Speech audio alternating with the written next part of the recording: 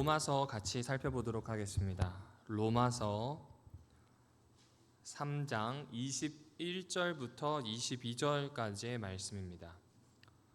로마서 3장 21절부터 22절입니다. 찾으셨으면 함께 읽겠습니다. 시작. 이제는 율법 외에 하나님의 한 의가 나타났으니 율법과 선지자들에게 증거를 받은 것이라. 곧 예수 그리스도를 믿음으로 말미암아 모든 믿는 자에게 미치는 하나님의 의니 차별이. 감사합니다.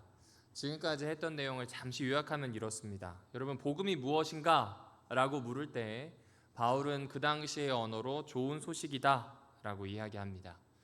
그런데 이 좋은 소식이다 라고 하는 이야기를 오늘날 현대교회에게 물어보면 대부분 이렇게 대답을 할 거예요.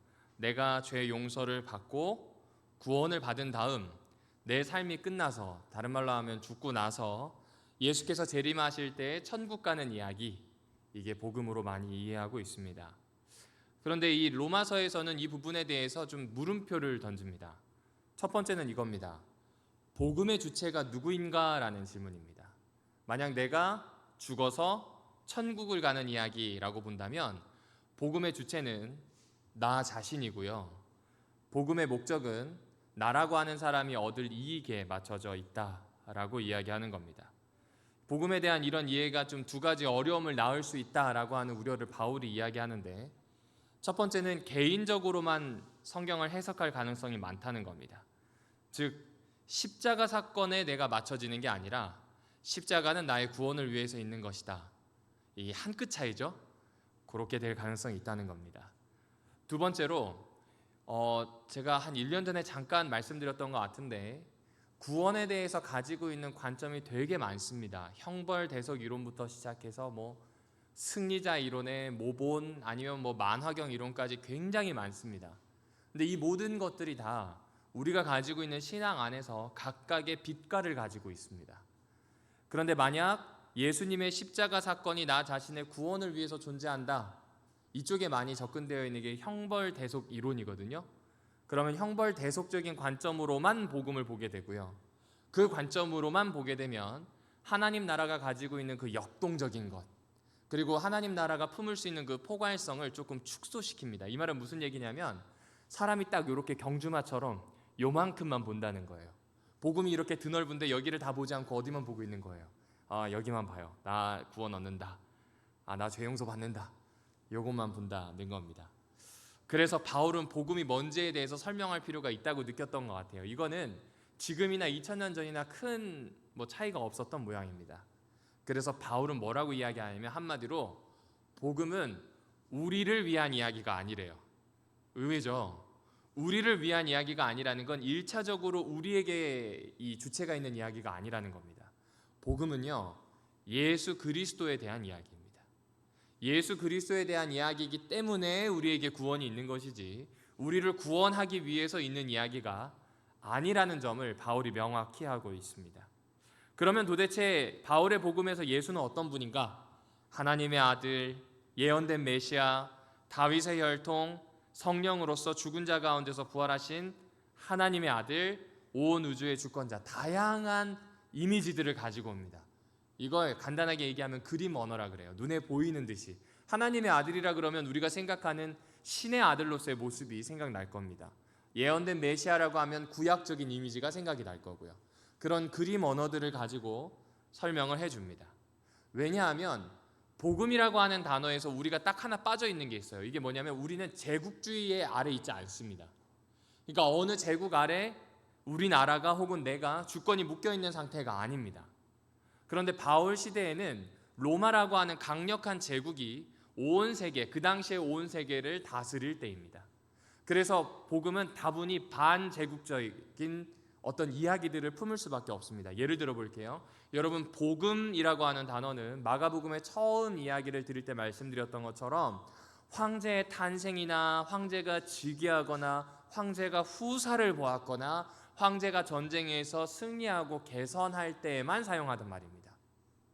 하나님의 아들이나 구세주나 주님, 모두 다 사실 황제에게만 쓰는, 오직 황제에게만 쓰는 그 당시의 배타적인 용어입니다.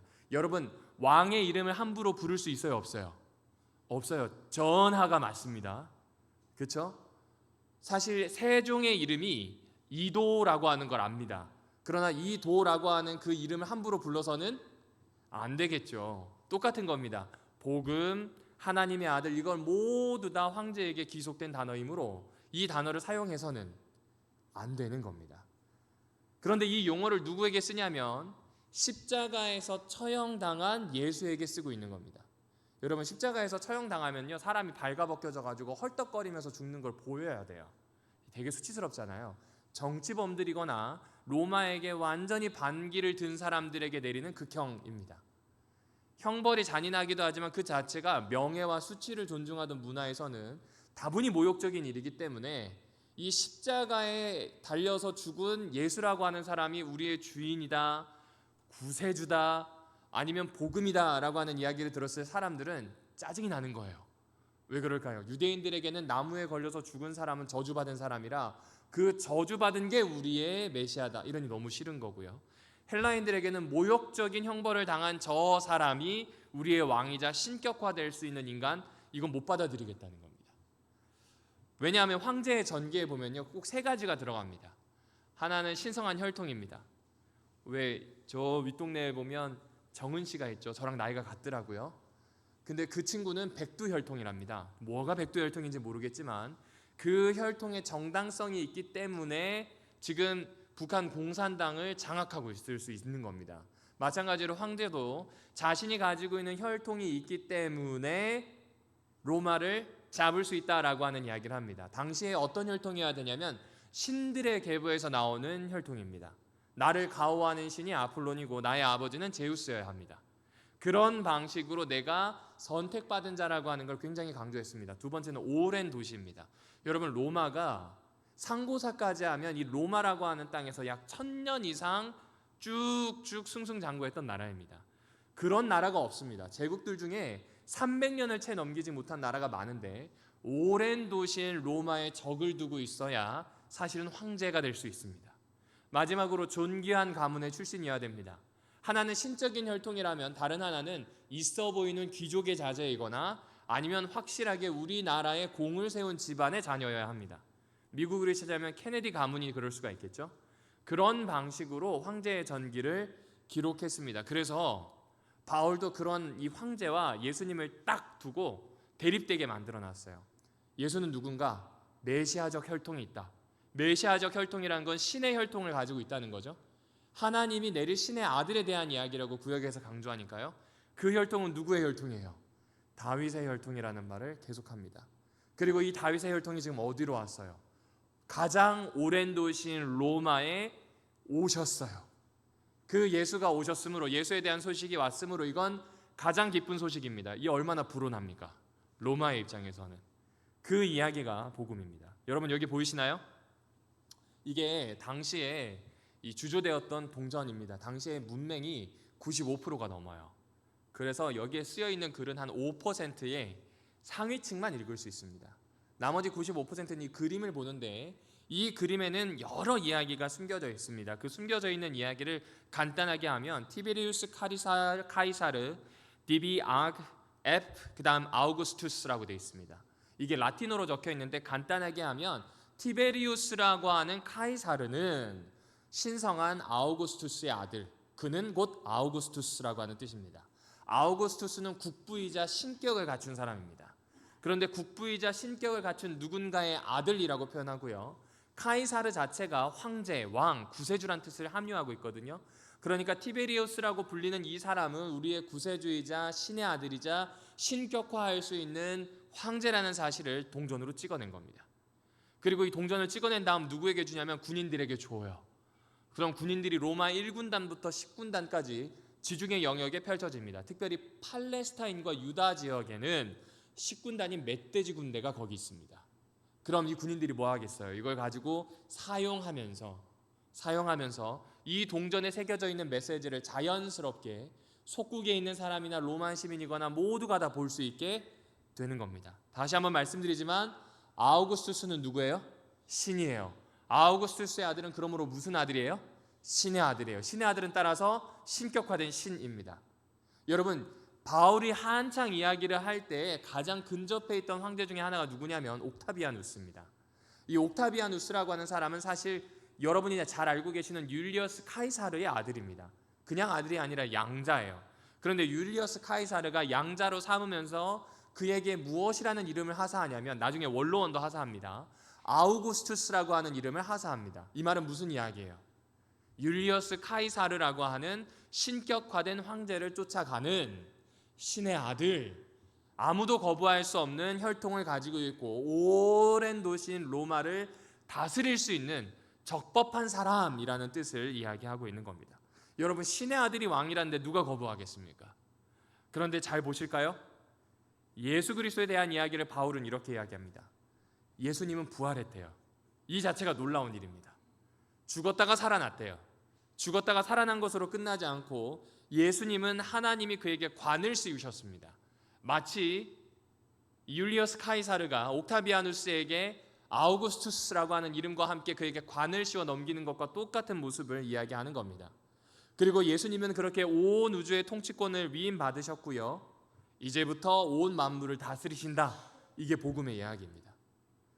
아우구스투스 곧 옥타비아누스랑 다른 점은 날 때부터 하나님의 아들, 정확히 표현하면 영원한 하나님의 아들, 이 차이만 있을 뿐입니다. 그러니까 완전히 대척점에 세워놨습니다. 그러면 결국 복음을 통해서 하고 싶은 이야기가 무엇이겠습니까? 이건 사실 오늘 우리에게도 굉장히 큰 메시지거든요. 여러분, 누구를 세상의 주인으로 섬기시는지를 묻고 있는 겁니다. 당시 그 사람들에게는 로마 황제가 세상의 주인이다라고 하는 편만에 있던 사상을 바울은 거슬러서 온 세상의 주인, 온 우주의 통치권을 우리 예수께서 가지고 계시다라고 하는 말로 설명을 하고 있습니다. 바꿔서 이야기하면 예수가 우리의 주인인지 카이사르의 아들 옥타비아누스가 우리의 주인인지를 선택하라는 이야기입니다. 여러분, 이걸 들었을 때 로마는 듣기 좋았을까요? 듣기 좋지 않았겠죠. 우리는 제일 먼저 그 선택을 할 수 있는 기회가 꽤 많습니다. 저는 군에서 그 선택을 많이 강요받았던 것 같습니다. 대한민국의 아들이 될지 신의 아들이 될지. 신의 아들은 도장에 3개가 찍힙니다. 빨간색, 검은색, 파란색. 요주 인물이란 뜻이에요. 요주 인물이라서 얘는 언젠가 터질지 모르는 아이예요. 그래서 얘는 100% 영창을 보내게 됩니다. 제가 육군훈련소 가자마자 제 인사카드에 그게 찍혔다는 이야기를 다른 교관을 통해서 들었습니다. 그래서 정말 열심히 군생활을 했어요. 아무튼 열심히 했습니다. 그런데 제가 자대를 배치를 받고 나서도 똑같은 이야기를 합니다. 여러분, 이거는 졸업하고 나서도, 그러니까 정확히 얘기하면 제대하고 나서도 똑같았습니다. 신학교를 다니고 있어요. 신학교를 다니고 있고 다른 사람들과 어떤 교류를 하게 되지 않습니까? 교류를 하게 되면 저는 끊임없이 질문에 대한 대답을 해야 됩니다. 왜냐하면 대한민국에서 보기엔 저는 좀 불온해요. 토요일에 일단 예배 드린다는 자체가 불온해요. 뭐든 안 될 가능성은 다 가지고 있어요. 우리가 함께 할 수 없는 이유가 다 포함이 되어 있습니다. 저만 그런가요? 아니, 여러분에게도 똑같은 이야기가 나아가는 겁니다. 그래서 그 이야기를 끊임없이 묻고 있는 곳이 어디냐면 로마예요. 로마 입장에서는 바울의 복음을 반기지 않겠죠. 그래서 톰 라이트가 로마서라고 하는 책에서 자신의 이 로마서라는 책에서 뭐라고 이야기하냐면 예수의 복음을 가지고 로마로 와서 황제가 아닌 다른 누군가가 이 세상의 권자에 즉위한다고 선언하는 것은 성난 황소가 잠깐 쉬면서 웅크리고 있는 그 투우장에 홀로 빨간 망토 하나만 가지고 무모하게 들어가는 사람과 다를 게 없다는 겁니다. 그러니까 얘한테 치여 죽어도 이상하지 않은 거예요. 그것이 바로 바울의 상황이라고 보시면 됩니다. 그리고 그 바울의 상황과 결을 같이 하고 있는 존재들이 누군가? 로마에 있는 그리스도인들입니다. 그러니 그들 사이에 분란이 일어났다? 바울의 입장에서는 큰일 난 일입니다. 이 분란은 공멸로 이어질 수 있기 때문에 이걸 반드시 해결해야 됩니다. 마음이 식어져서 서로가 서로를 반목하고 있는 이 상황을 해결해야만 하는 것입니다. 그래서 지난 시간에 이야기했던 것처럼 유대인이나 이방인이나 똑같다. 이 이야기를 사실 9장과 10장에서 유려하게 하지만 그 이야기를 하기에 앞서서 먼저 해야 되는 이야기를 합니다. 사실은 우리가 9장에서 11장을 먼저 살펴보는 이유는 그것이 오늘날 우리 입장에서는 배경이 되기 때문에 그렇습니다. 그럼 바울이 하고 싶은 이야기가 뭘까요? 한번 같이 따라 읽어주실까요? 시작. 예수를 믿음으로. 여러분, 이게 무슨 말입니까? 이게 우리랑 어떤 상관이 있습니까? 맞습니다. 하나님이 예수님의 십자가를 통해서 우리의 죄를 용서하시고 선물로 의를 주신다, 이런 이야기입니다. 그렇죠? 우리가 늘상 알고 있던 이야기입니다. 즉 믿음으로 의롭게 된다는 것은 하나님의 의가 우리에게 전달되는 과정을 지금 설명해 주고 있는 겁니다. 그러니까 이것은 불의한 인간 대신에, 정확히 표현하면 그 인간을 위해서 하나님께서 직접 의를 주시기로 구약에서부터 약속하신 그 내용이 이루어진다는 겁니다.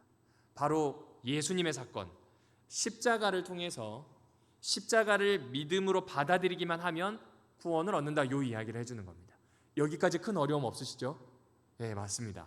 그래서 다시 한번 보면 하나님에게서 발송된 하나님의 의가 예수님의 순종과 그리고 예수님을 통해서 얻는 죄의 용서와 그리고 결국 나에게 도착하는 것으로 이 일련의 과정을 거치는 겁니다. 그러나 중요한 건 여기에서 하나님의 의에 대한 설명은 없다고 첫 시간에 말씀드렸습니다. 마치 하나님의 의는 선물과 같았어요. 내가 받은 게 하나님의 의인데 재미있는 것은 사람들은 의를 받은 것 자체로만 만족합니다. 전달받았으니까 땡 이거예요. 마치 뭐가 같냐면 출생신고서를 받았으니까 땡 이런 느낌이에요. 그런데 사실 출생신고서 안을 잘 살펴봐야 됩니다. 까딱 잘못하면 은퇴하는 시간이 달라집니다. 그렇죠? 부모가 1년 먼저 하게 되면 내 나이가 64세인데도 불구하고 은퇴를 해야 됩니다. 그러니까 안에 있는 내용을 잘 살펴봐야 합니다. 받은 선물을 보지도 않고 포장된 것을 좋다고 하는 것은 바르지 않다는 겁니다. 이 부분에 대해서 많이 연구했던 리처드 롱네커라고 하는 학자가 뭐라고 표현하냐면 하나님의 속성과 하나님께서 전달하는 것, 이 두 가지가 의에 들어있다는 겁니다. 이건 무슨 말이냐면 하나님의 속성, 하나님의 성품이 들어있다는 것이고 그리고 하나님의 전달하시는 것, 우리를 의롭도록 만드는 과정에 우리가 무엇을 받게 될지에 대한 명목적인 이야기가 같이 들어있다는 겁니다. 따라서 뭘 받았는지에 대해서만 만족할 게 아니라 그 안에 어떤 속성, 어떤 본질, 어떤 이야기가 있는지를 살펴보아야 합니다. 왜냐하면 하나님이 지금 자기의 의를 우리에게 주신 거니까요. 우리한테 없는 거잖아요. 그러니 뭐가 다르고 뭐가 우리에게 지금 필요한지를 살펴볼 수 있어야 한다는 겁니다. 여러분, 의를 원하는 이유는 무엇일까요? 한마디로 교정 아닐까요? 지난 시간에 말씀드렸던 것처럼 정위입니다. 위치를 정확하게 만들어 놓기 위해서 사실은 의를 원합니다. 이것은 의인은 믿음으로 살리라 라고 하는 하박국 2장 4절의 배경과도 같습니다. 여러분, 매우 처절한 상황이에요. 바벨로니아 왕국이, 그 제국이 로마, 이 유다라고 하는 나라를 망가뜨리기 위해서 쳐들어올 때 하박국이 쓰여졌습니다. 그리고 이 하박국이 이걸 쓰면서 뭐라고 이야기하냐면 폭력이다라고 이야기하는데 왜 돌아보지 않으시는지, 살려달라고 이렇게 말씀을 드리는데 왜 하나님은 응답이 없으신지에 대해서 묻는 장면이 나옵니다. 멸망이 기정사실처럼 된 상황에서 하나님이 어떤 방식으로든지 저 불의한 이방 제국을 처벌하시고 이스라엘을 살게 하실 뿐만 아니라 제사장 나라로 세우겠다고 하는 약속을 이루어 달라고 하는 절규가 들어있는 책이 하박국입니다. 바울은 지금 그걸 그대로 가지고 왔습니다. 하박국이 처절한 상황에서 하나님의 의를 바랬던 것처럼 바울도 꼭 같이 의를 바란다는 겁니다. 아까 얘기했잖아요. 반제국주의적이라고요. 그러니 사실 제국에서 이 이야기를 하면, 복음에 대한 이야기를 하면, 곧 복음에 나타난 하나님의 의에 대한 이야기를 하면 죽어요. 그러니 바울의 소망은 로마 제국의 압제와 그 서슬퍼른 힘이 여전하지만 누가 나타나실 거예요? 하나님이 나타나실 거예요. 하나님의 의가 나타나실 것에 대해서 간절히 원하는 겁니다. 왜 나타나기를 원해요? 의가 실현되어야 되니까요. 정의, 곧 의가 구현되어야 하니까요. 그것을 바울이 너무나 원하는 겁니다. 그런데 오늘 우리가 살펴보는 본문은 이것에 대한 질문입니다. 하나님의 의가 어떻게 나타나나? 도대체 하나님은 어떤 방식으로 정의, 교정을 하시는가? 로마 제국의 판세에서 어떤 방식으로 하나님의 나라를 세우시는가? 두 번째로 바울이 가지고 있는 관심, 쪼개져 있는, 마음이 완전히 딱딱해져 버린, 유대파와 헬라파로 완전히 갈라져 버린 로마 교회를 어떤 방식으로 교정, 바르게 하실 것인가? 이것에 대한 이야기를 복음과 지금 버무려서 하고 있는 것입니다. 어차피 종말은 올 것이고 세상은 멸망합니다. 따라서 믿는 사람은 천국으로 갈 것입니다. 그럼에도 불구하고 교정하는 이유가 뭐냐? 사실 이것에 대한 답이 여기에 있는 겁니다. 도대체 왜 이 땅의 문제에 대해서 하나님이 이렇게 관심을 가지시는지 로마서 3장 22절에 이렇게 표현합니다. 새한글 번역으로 가져왔는데요. 저와 같이 한번 천천히 읽어주실까요? 시작. 예수 그리스도에 대한 믿음을 통해 생겨나는 하나님의 의는 모든 믿는 사람에게 주어집니다. 거기에는 아무런 차별이. 그렇죠. 하나님의 의는 누구를 통해서 와요? 예수를 통해서 와요. 근데 예수님을 믿는 그 믿음으로 온다라는 이야기입니다. 근데 여러분, 이 구절이 난이도가 매우 높습니다. 이것 때문에 그렇습니다. 예수 그리스도를 믿는 것 때문에 이걸 통해서 온다는 게 지금도 싸웁니다. 정말 신학자들이 열심히 코피 터지도록 공부해서 서로 엄청 싸웁니다. 무엇으로 싸우냐면 두 가지인데, 하나는 예수님을 믿는 믿음, 정확히 표현하면 신자인 우리가 믿는 믿음에 대한 근거로서의 이야기가 있다는 겁니다. 다른 하나는 예수 그리스도의 충성스러움, 예수 그리스도가 하나님께 보인 신실함, 그것이 곧 하나님의 의다라고 하는 이 두 이야기를 가지고 싸웁니다. 의미 없어 보이죠? 의미 있어요. 왜냐하면 각각 나름의 이유가 있습니다. 먼저 오른쪽의 걸 살펴볼게요. 오른쪽의 걸 살펴보면 이 사람들이 하는 이야기는 크게 이렇습니다. 로마서 3장 3절이거든요. 로마서 3장 3절에 보면 뭐라고 이야기하냐면 하나님을 신뢰하는 것을 저버리지 말아야 된다고 이야기합니다. 왜냐하면 하나님이 어떤 분이시기 때문에요. 그렇죠. 신실하셔요. 이 신실하시다고 하는 단어가 예수 그리스도에 대한 믿음이라고 하는 단어의 어원과 같고 용례가 비슷합니다. 게다가 3장 안에서 나타나니 이거는 예수 그리스도의 무엇으로 해석을 해야 된다는 거예요? 신실하심. 예수 그리스도를 믿는 믿음이 아니라 예수님이 신실하시다, 우리한테 없는 충성스러움이 계시다, 이쪽으로 해석해야 한다. 이 부분을 이야기합니다. 왜냐하면 바울은 이것을 통해서 무엇을 주장한다고 생각하냐면 예수의 순종이란 주제는 예수의 신실함이라고 하는 바울의 언급이 가장 핵심적이다. 그러니까 한 사람의 순종을 통해서 하나님의 의가 왔으니 그의 순종이 신실해야만, 100% 순전해야만 일어날 수 있는 일이다. 로마서 5장 19절에 있는 이야기를 가지고 우리에게 이야기를 하는 겁니다. 다시 말씀드릴게요. 한글 성경에 되어 있는 예수 그리스도를 믿는 믿음을 통해서 오는 것이라고 하는 이야기를 이 사람들은 뭐라고 본다고요? 예수 그리스도의 신실함, 요걸 통해서 온다는 겁니다. 여러분, 지금 어느 번역가가 낫다는 게 아니라 이 부분을 지금 먼저 살펴보는 겁니다. 여러분, 이렇게 한번 생각해 보세요. 팍스 로마나라고 하는 단어가 있는데 로마의 평화라는 라틴어래요. 평화라고 하니까 좋아 보이죠? 근데 매를 쳐서 평화입니다. 여러분, 이런 집이 있다고 합시다. 자식이 있는데 이 자식이 너무 순종하고 고분고분해요. 이유가 뭔가? 너무 맞아서예요. 어떨 것 같아요? 그 평화예요? 아니면 압제예요? 로마가 딱 그래요. 엄청 패요. 너무 무서우니까 다들 그 앞에서 까불지를 못해요. 그런 고요한 상태를 평화라고 다들 생각했다고 합니다. 너무 슬프죠?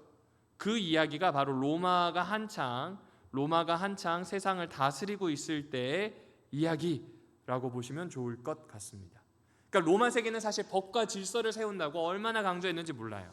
이 법과 질서로 의를 세우는 겁니다. 사회를 올바르게 하고 사람됨이 정 위치에 있도록 하겠다고 이야기합니다.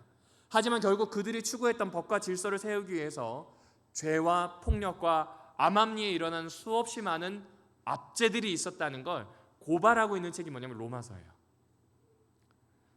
하나 더 있습니다. 유대인들을 보실까요? 유대인들은 하나님의 율법을 준수함으로 하나님의 의를 이루려고 했습니다. 근데 바울이 보기에는 율법을 지키려고 하는 유대인들이 신실합니까? 신실하지 않습니까? 다 지 주머니 챙겨요. 사두개인들이라고 하는 제사장 집단이 사실상은 친로마파입니다. 정치적 성향이 그래요. 그러니까 이걸 보았을 때는 하나님의 율법 준수와는 전혀 상관이 없어요. 그러니 한 분이 오셨어요. 삶과 죽음으로 하나님의 의를 이루셨어요. 이분의 신실함이 부각된다는 겁니다. 그러니까 예수님의 삶과 죽음이 이 세상을 바로잡는, 다른 말로 하면 예수의 신실하심이 이 세상을 교정할 수 있는 일이 되는 겁니다. 따라서 예수님의 고난과 죽음을 특징 짓는 것은 예수 그리스도의 믿음이 아니라 예수 그리스도를 믿는 것이 아니라 예수 그리스도의 믿음이라고 하는 이야기가 이 앞에 있는 겁니다. 유대도 틀렸고 로마도 틀렸고 오직 예수의 신실함, 그분의 믿음, 그분이 발휘했던 그 믿음이 우리한테 의미가 있다. 이 이야기를 하는 겁니다. 그런데 이것도 참 괜찮아요. 리차드 헤이스라든지 아마 혹시 책을 읽어보시는 분들은 톰 라이트라고 하는 아주 저명한 성서학자가 있습니다. 나쁘지 않은 이야기입니다. 근데 저는 거기에 한 가지 의문이 있습니다. 해석은 좋은데 문맥을 조금 무시한 것 같아요. 그래서 여러 논문들을 좀 찾아보다가 제 나름대로 좀 정리한 게 다운 것 같습니다. 사실 예수님의 고난과 죽음을 특징 짓는 것이 있는데 그것은 사실 예수 그리스도의 믿음이 아니라 예수 그리스도를 믿는 믿음이다. 오히려 전 여기에 가까운 것 같습니다. 지금까지 설명드렸던 예수의 신실하심이 아니라 예수 그리스도를 믿는 믿음에 대한 이야기로 보시는 것이 어떨까 하는 게 저의 제안입니다. 왜냐하면 바울이 생각하기에 예수님의 고난과 죽음을 특징 짓는 유일한 것은 예수 그리스도에 대한 믿음을 갖는 그리스도인들이 믿음이 있기 때문이다라는 이야기를 본문에서 하고 있기 때문에 그렇습니다. 그러니까 그들이 믿는 믿음 안에서 하나님의 의가 드러나고 있는 겁니다. 없었던 게 아니에요. 예수의 신실하심으로 뿅 드러난 이게 아니라 그 예수 그리스도를 믿는 신자들의 믿음을 통해서 하나님의 의가 오히려 드러난다는 겁니다. 이게 왜 중요하냐면 예수 그리스도를 믿는가 예수 그리스도의 믿음인가 라고 하는 이 양자택일이 너무나 큰 이야기로 우리 안에서도 싸우기 때문에 그렇습니다. 여러분, 예수 그리스도의 믿음을 강조하시는 분들 중에 저쪽으로 많이 가신 분들은 완전주의로 가십니다. 완전주의로 많이 가세요. 그리고 예수를 믿는 믿음 저쪽으로 많이 가시는 분들은 고백하는 정도의 신앙으로 가십니다. 극단으로 가면 그렇다는 겁니다. 양자택일이 아니라 이걸 두고 조금 고민해봐야 합니다. 양쪽 다 좋은 의미가 있습니다. 그런데 최근 강조되고 있는 예수의 신실함도 있지만 예수 그리스도를 믿는 믿음을 문맥 안에서 좀 잘 살펴봐 주시면 좋겠습니다. 쉽게 이야기하면 예수 그리스도가 일으킨 십자가 사건에서 인간의 구원을 이끄는 하나님의 속성이 드러난다는 이야기를 해줍니다. 만약 그렇지 않다면 모든 믿는 사람에게 이런 일이 일어난다는 이야기를 할 필요가 없습니다. 모든 믿는 사람들에게 이런 일이 일어났다는 것은 아까 처음 말씀드렸던 것처럼 인간을 구원으로 이끄는 십자가의 사건이 사실은 그 이끄는 그 과정 자체가 하나님의 속성을 드러내고 있다는 설명에 더 부합하기 때문에 그렇습니다. 이 말이 좀 어려워서 이거 어떻게 쉽게 설명할까? 조금 고민을 했습니다. 그러다가 하나를 좀 찾게 됐어요. 여러분, 바울이 이렇게 했던 선언은 당시에 되게 새로운 것이었어요. 왜 새로운지 근거 자료가 있어야 됩니다. 그 근거 자료는 그 당시에 있었던 유대 문헌들, 하나님의 의를 바라는 묵시 문학들 안에서 찾아볼 수가 있습니다. 다른 말로 하면 이 사람들의 사고를 완전히 바꿔버리게 된, 하나님의 의에 대한 생각을 완전히 바울이 새롭게 제시하게 된 그 근거, 반대편에 있는 묵시 문학을 보시면 이해할 수 있습니다. 동시에 이 하나님의 의가 드러나겠다고 하는 것은 구약의 예언자들도 이야기했지만 한창 유대인들이 로마에 압제당할 때 쓰여졌던 수없이 많은 유대 문헌들, 그 묵시록에서도 하나님의 의를 구하거나 하나님의 의가 나타나겠다라고 하는 기록들이 있었다라는 겁니다. 바울 혼자만이 한 이야기가 아닙니다. 그 중에 하나가 무엇이냐면 에녹의 편지입니다.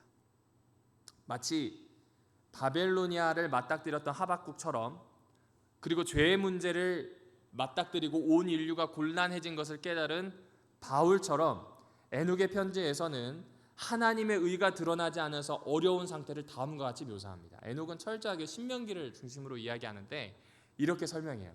시점은 지금입니다. 그런데 지금은 불의해요. 에녹의 편지에서는 지금이 불의합니다. 왜냐하면 하나님의 의가 아직 나타나지 않았어요.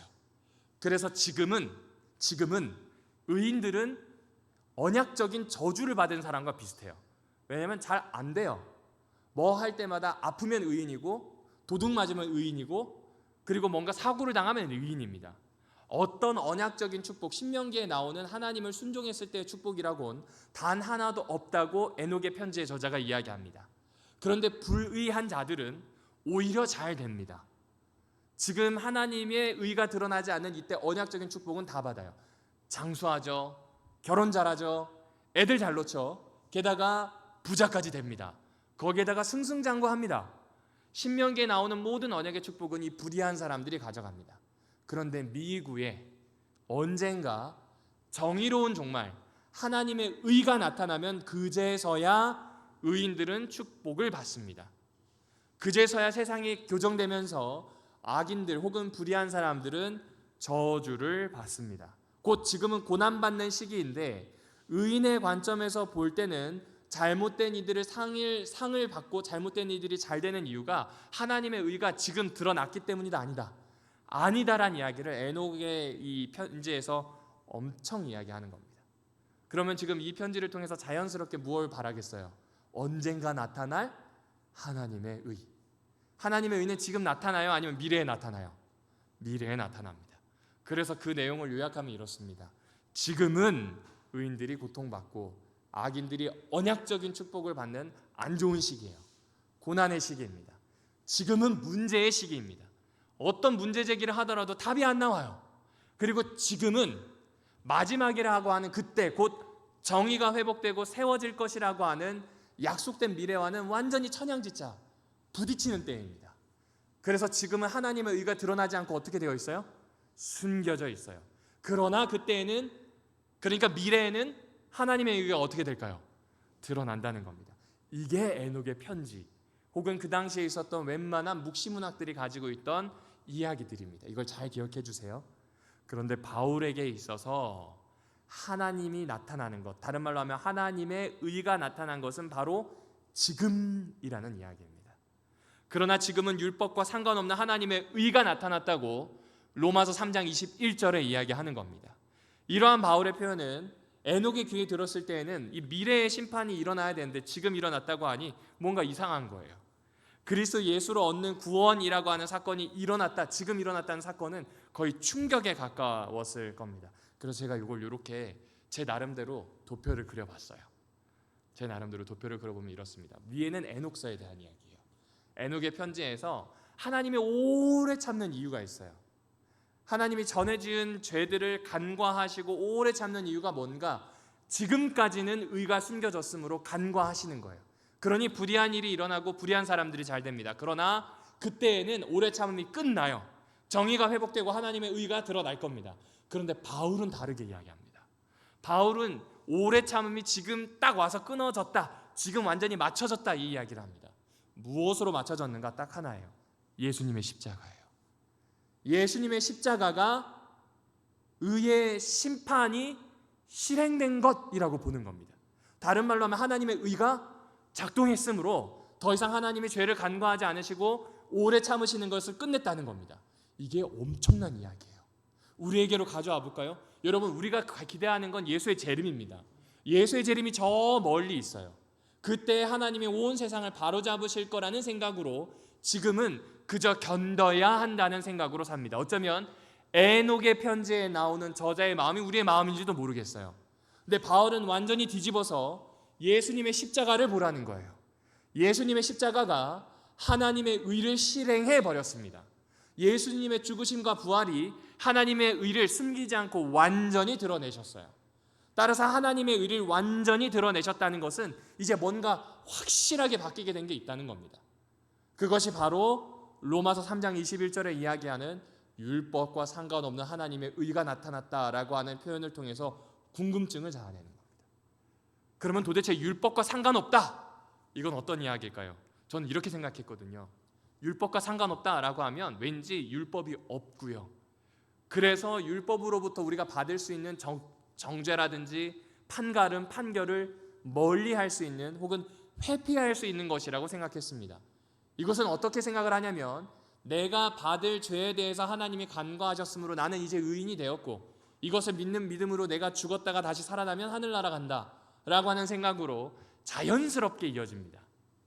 그렇죠? 그런데 성경을 잘 읽어보셔야 됩니다. 율법과 상관없는 하나님의 의가 지금 나타났습니다. 그러니까 율법과 상관이 없다라고 하는 사건은 예수님의 죽음이 지금 우리 앞에 현현 드러났다라는 겁니다.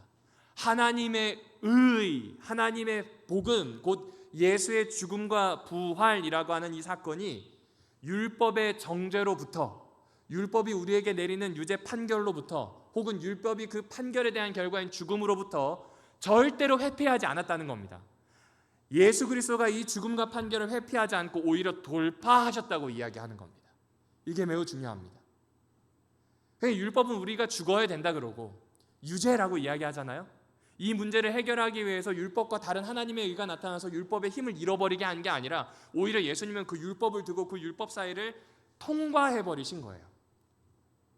하나님은 멀찍이 떨어져 계시는 재판관처럼 선언만 하시고 끝내시는 분이 아니라 예수를 이 땅에 보내셔서 직접 그 율법의 모든 결과와 판결을 짊어지셨다는 것, 우리와 함께 하신다는 것을 알려주고 있는 겁니다. 조금 더 볼까요? 갈라디아서 2장 20절에 나오는 내용과 맥을 같이 합니다. 십자가는 죄인들을 위한 예수의 죽음이 곧 죄인의 죽음이라는 하나님의 법칙을 이행한 것으로 봅니다. 그렇잖아요. 죄인을 대신해서 죽었으니까요. 그렇죠? 통과한 거예요. 그 결과를 감내한 겁니다. 따라서 율법과 관계없는 의라고 하는 것은 하나님이 율법을 무시한 게 아니라 율법의 판결을 최대한 존중하신 거예요. 지지하신 겁니다. 그리고 그 형벌을, 죽음이라는 형태로 나타난 죄에 대한 심판을 예수의 죽음으로 완벽하게 성립시키시는 것으로 보여주신 거예요. 이걸 예수의 죽음과 부활로 완전히 성립을 시켰으니 이 하나님의 정당성에 대해서 아무도 이야기할 수가 없다는 겁니다.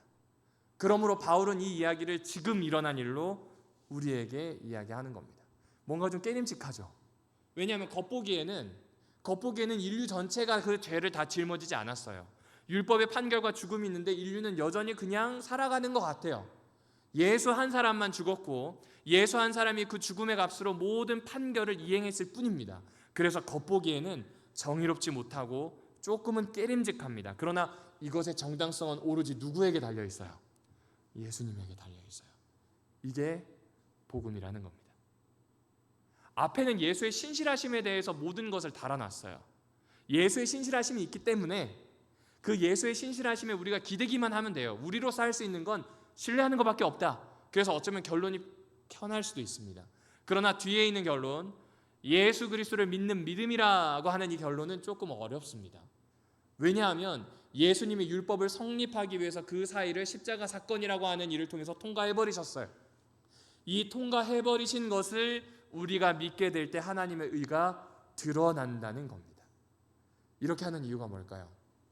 3장 27절에도 나오지만 하나도 뭐하지 못하도록요, 자랑하지 못하도록요, 하나님의 의가 율법과 상관없이, 다른 말로 하면 율법을 회피하는 게 아니라 율법 한가운데를 통과해서 율법에 있는 모든 요구들, 모든 생각들을 만족시키는 일을 통해서 전혀 율법과 상관없는 예수 그리스도를 통한 의가 세워졌다는 겁니다. 그러니까 우리는 이걸 의지해야 되므로 우리가 가지고 있는 조금 나은 선행은 사실은 지푸라기 같은 거예요. 우리가 가지고 있는 조금 나은 신앙적인 신조들은 어떤 의미에선 힘을 잃을 수밖에 없다는 이야기를 하는 겁니다. 인간의 모든 자랑거리와 근거를 박탈하는 겁니다. 한번 물어볼까요?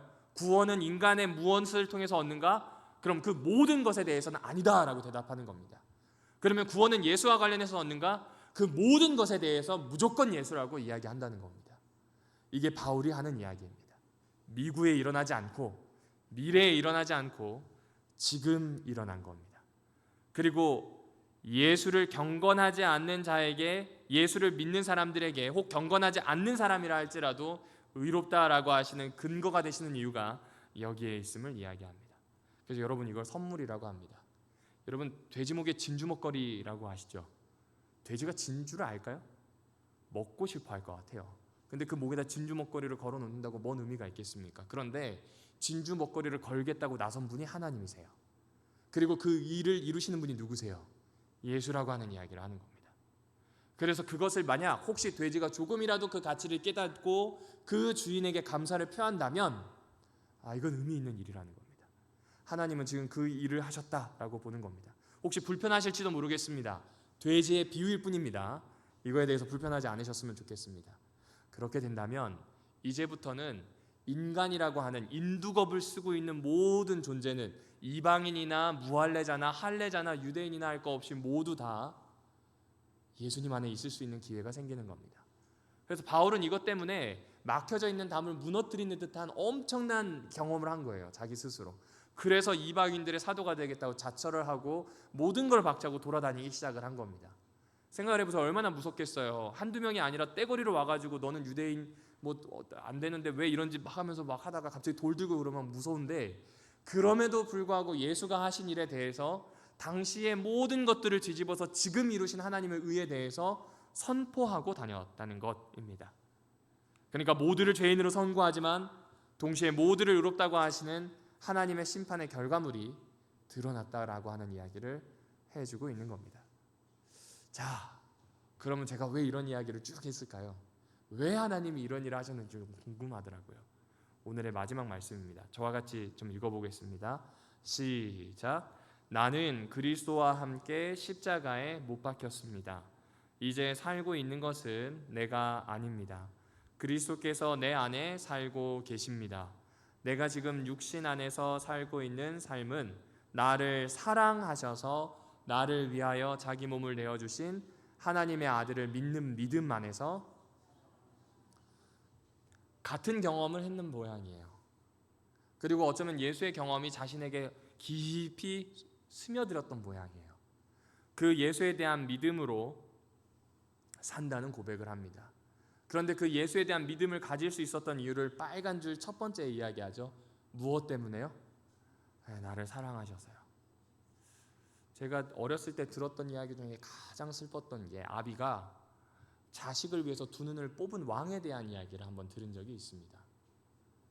형벌이 눈을 뽑는 건데 왕자가 눈을 뽑으면 안 되니 아비인 국왕이 눈을 뽑고 자신의 자리를 선위하게 됩니다. 그게 이야기인지 역사인지는 중요하지 않습니다. 법을 그대로 통과하는 아비의 마음이 나오는 겁니다. 무시할 수 있잖아요. 왕의 권세로 그 자리에서 개정할 수 있잖아요. 회피할 수 있어요.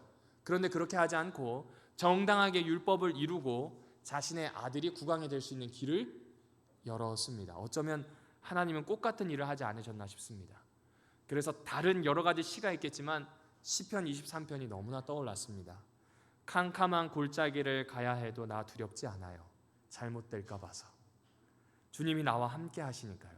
이게 어떤 이야기인지 이제 조금 다르게 들리더라고요.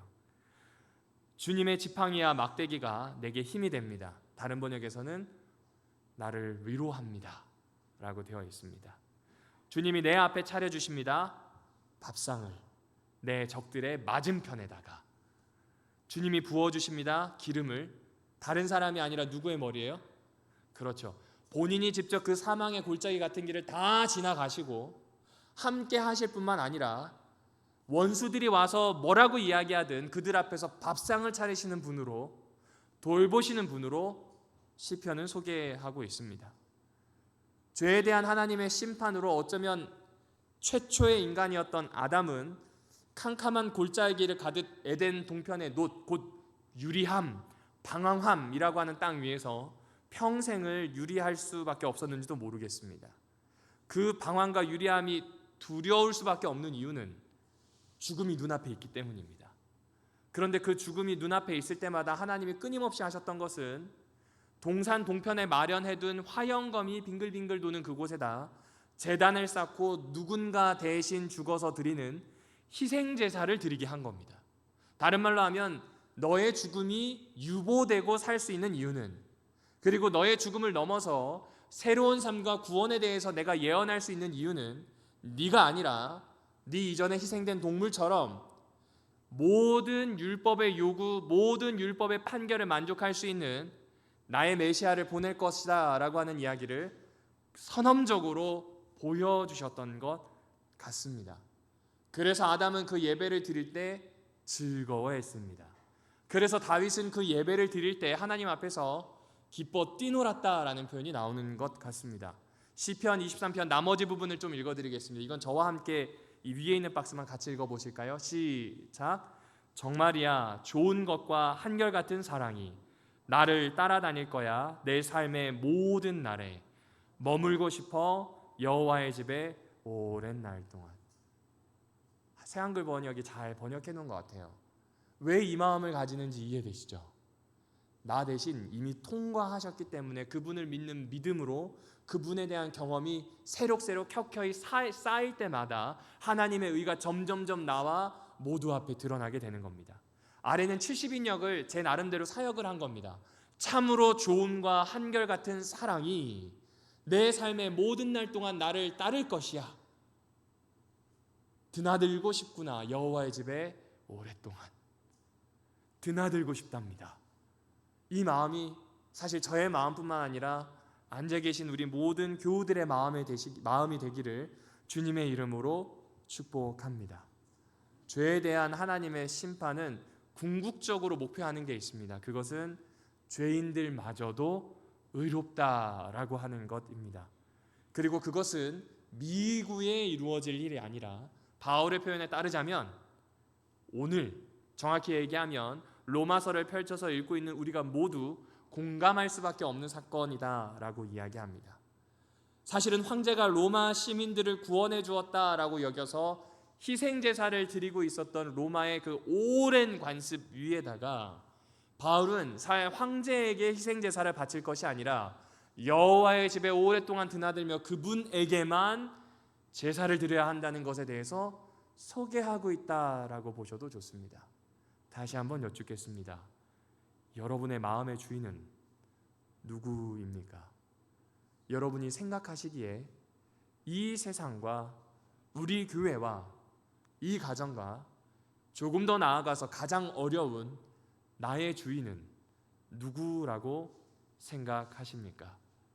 그 대답 앞에 평화라고 부르짖는 로마의 황제, 세상의 이야기들이 있고 역시 그 질문 앞에 율법에 있는 모든 요구를 그대로 통과하여서 성립시켜 우리를 하나님의 사람으로 만든 하나님의 의, 예수 그리스도를 주인으로 삶을 수 있는 기회가 똑같이 놓여 있음을 잊지 않아 주시면 감사하겠습니다.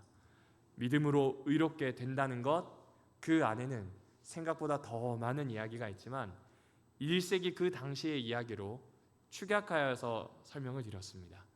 로마서를 읽을 때 더 풍성한 이야기를 더 많은 연구를 통해서 더 깊이 알 뿐만 아니라 하나님의 의가 넓고 깊이 나의 것이 되기를 예수님의 이름으로 축원합니다. 계신 자리에서